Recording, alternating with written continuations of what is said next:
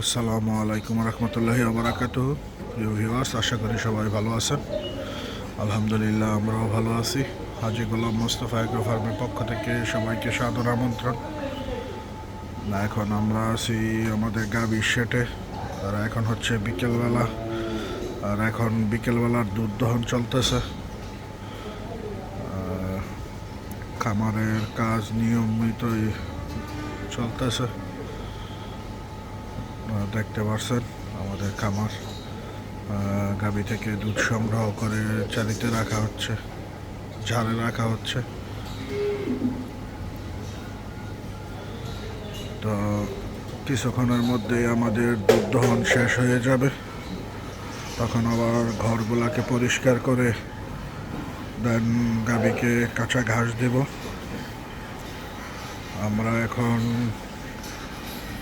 গরুকে বেশি বেশি কাঁচা ঘাসটাই খাওয়ানোর চেষ্টা করতেছি, যেহেতু দানাদার খাদ্যের প্রচুর পরিমাণ দাম বৃদ্ধি হচ্ছে।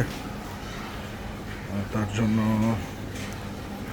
পর্যাপ্ত পরিমাণ কাঁচা ঘাসের উপর নজর দিতেছি, যেন গরুকে বেশি বেশি কাঁচা ঘাস খাওয়াইয়ে দানাদার খাদ্যের উপর চাপটা কমানো যায়।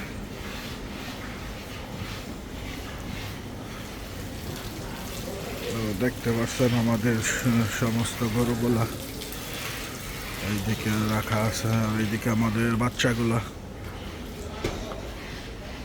আমাদের গাভীর বাচ্চা। ওইদিকেও আমাদের কিছু এইদিকে আমাদের দুইটা ভুট্টি সার আছে, আর ওইগুলো হচ্ছে আমাদের বকন, যেগুলাকে আমরা গাভী তৈরি করার জন্য রাখছি।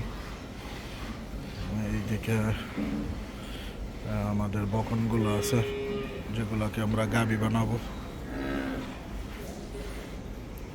এইখানে একটা শাহিওয়াল বকনা আছে, আমাদের দেশি গাভী থেকে পাওয়া। আর এইখানে কিছু বকন আছে যেগুলা ছোট, এগুলো আবার যখন বড় হবে তখন আবার এইদিকে চারিতে নিয়ে আসবো। আপনাদেরকে পুরো ফার্মটাই দেখানোর চেষ্টা করলাম। যেহেতু আমরা কোনো প্রফেশনাল ভিডিও তৈরি করি না, জাস্ট আপনাদের সাথে শেয়ার করার চেষ্টা করি। আমাদের খামার যেই পরিস্থিতিতে আছে ওইটাই আপনাদের সামনে তুলে ধরার চেষ্টা করি।